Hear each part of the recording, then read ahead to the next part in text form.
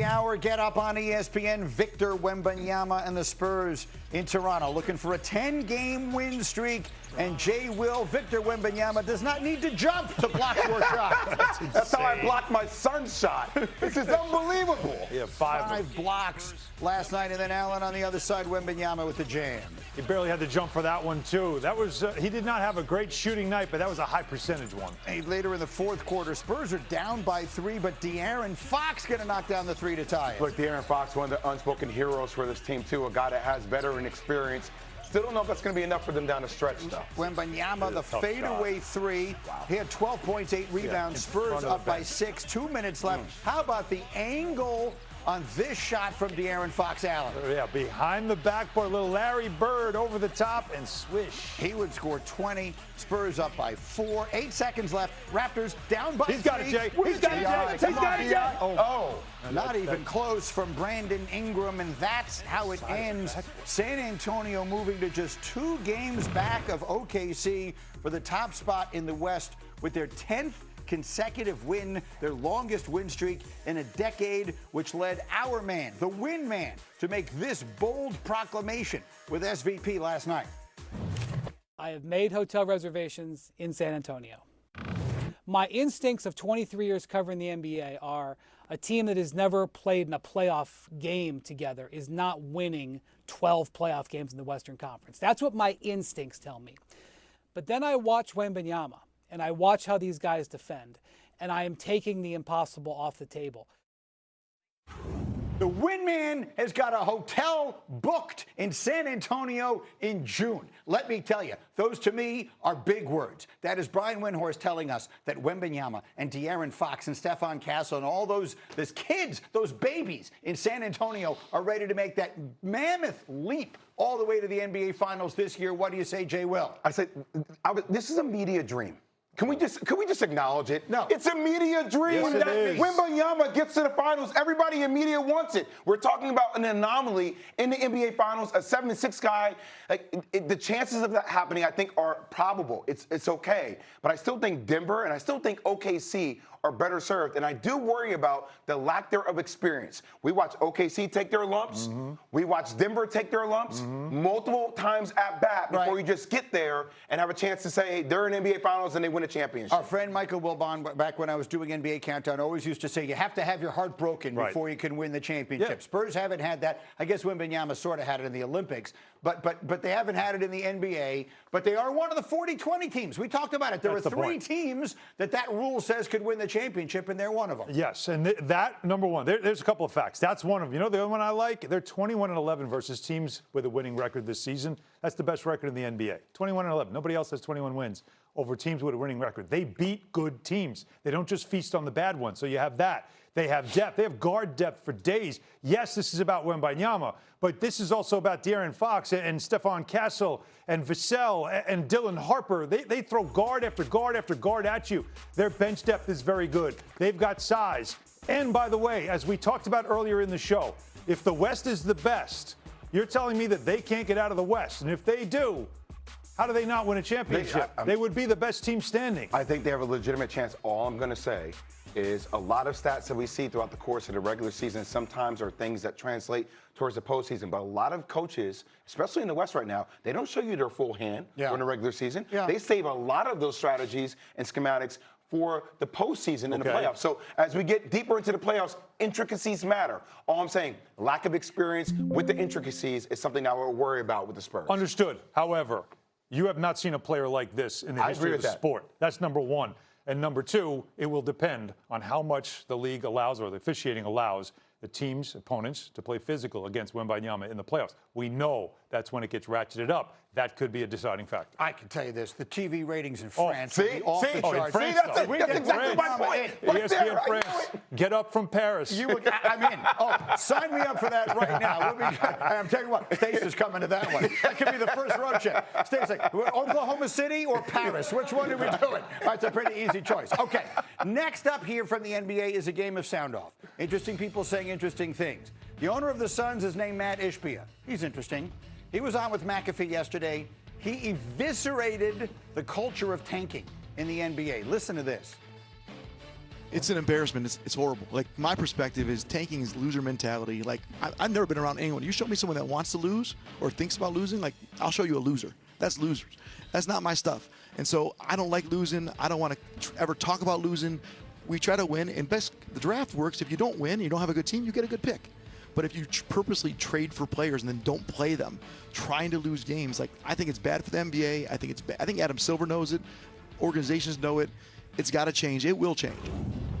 God bless you, Matt Ishby. I've never met you in my entire life, but if I met you right now, I would give you the biggest high five or whatever else it is that is out there. Jay. Because I've seen the look on your face. I'm not sure how any reasonable person in and around the world of sports, and by that I even mean fans, could disagree with what he just said. And I'll make it as clear as I can. I've said this before. I wasn't here when this became a big topic 2 weeks ago.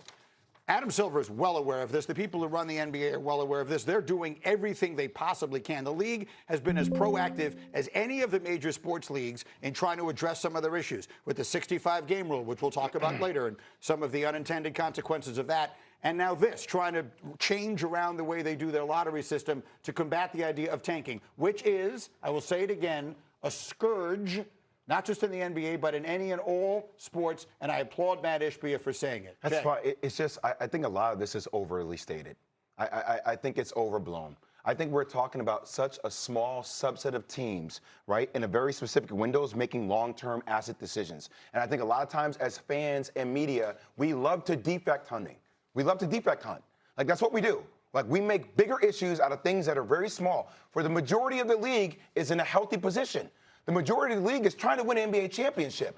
You're talking about a subset of 4 to 5 teams that are maybe positioning themselves like teams do every single year in the draft in a lot of sports in order to get the top-tier talent.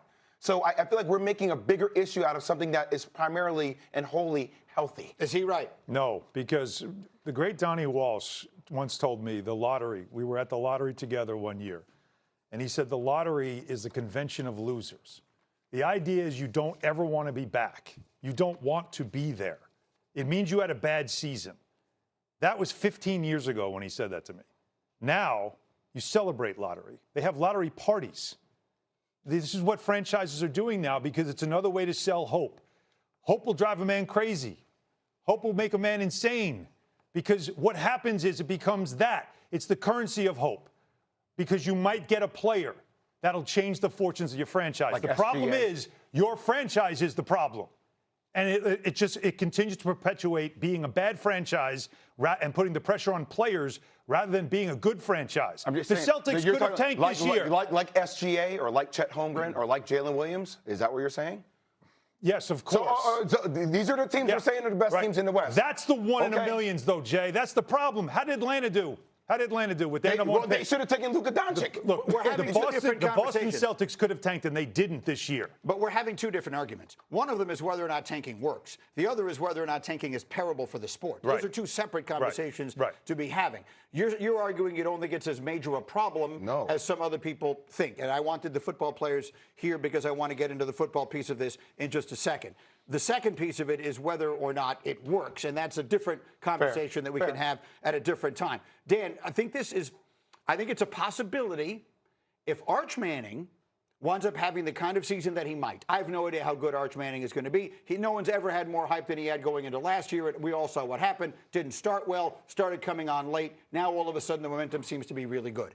If Arch Manning all of a sudden looks like he's going to be the next great one, if he is, got the coming in like Andrew Luck or one of these other guys, I think that we will see NFL teams doing the same kind of thing. And this is, to me, a significant problem. It is bad for the league in every conceivable way. Every game should matter. Every team should be trying to win every single game. You're shaking your head at me as well. Why? Why is it bad for the league? It's not. It's great for the league. If there are some teams that aren't trying to win, if the objective is trying to lose. No. So we've had this conversation a couple times before. I think athletes are inherently going to try and win every single time. Right. At some point, either you're an person who never was at the high end of the athlete, or the athlete transitions to a role in a corporation and realizes that the best thing for the now and the future of that company is to get better people within the organization. That there's only one way to do that. Because we have a system that rewards, that incentivizes losing. That's the and problem. We All must right, change that's the problem. system. All right, I want to fast forward 9 months. Okay, the Jets are 2-13, 2-14. No, I would no, he's want them to lose every game, of course, because the system So is you set can't up bash that tanking way. then, Greeny? No, I'm bashing tanking because if that wasn't the system, if the system was set up so that winning was always a priority and there was another way of determining who got that's the first the problem. pick, we Dan, wouldn't have this that's problem. the problem. So when The they system's first the problem. But the instituted draft system is set lottery, up for parity. Alan Yes. will remember. So let me piggyback off that. Go. Right? Yes. We've had a different NBA champion every year because I believe the league, NBA-wise, have moved towards parity. Yes. These 4 teams that I'm mentioning right now, who has an opportunity to have a lottery pick, the Utah Jazz, Dallas Mavericks, Washington Wizards, and the Indiana Pacers. I want you to put up a full screen of the players that are coming out in the draft for 2026 There's NBA-wise. 4 huge stars coming in. These 4 teams, in my opinion, are going to be drastically better next season because of what's coming out in the NBA draft this year. Right. So if I'm an owner, I don't mind being in that position. Please. Because my team Please. is going to be drastically better next year. Harry. Based on trades they made. They will the Wizards have traded for Anthony Davis. They have Alex Sarr, and they traded for Trae Young. yeah. If they get a lottery pick to add another player towards that, they're going to be a drastically better basketball team. Drastically better. Yes. The New Orleans Pelicans won the lottery in a year that was supposed to be a loaded draft. They got Zion Williamson, who was a generational talent. Tell me the last time they won a championship. Tell me when that led to a That's the way it happens for championship. New Orleans, though. Oh, okay. But- Memphis. so which John Morant way- was a 2-pick. I agree there's different ways that you it can doesn't always de-incentivize. work. That's the problem. I agree. Totally. And look, and the Jet example, the Jets are a year away from being a year away.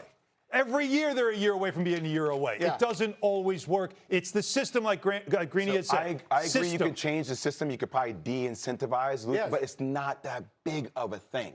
It's not.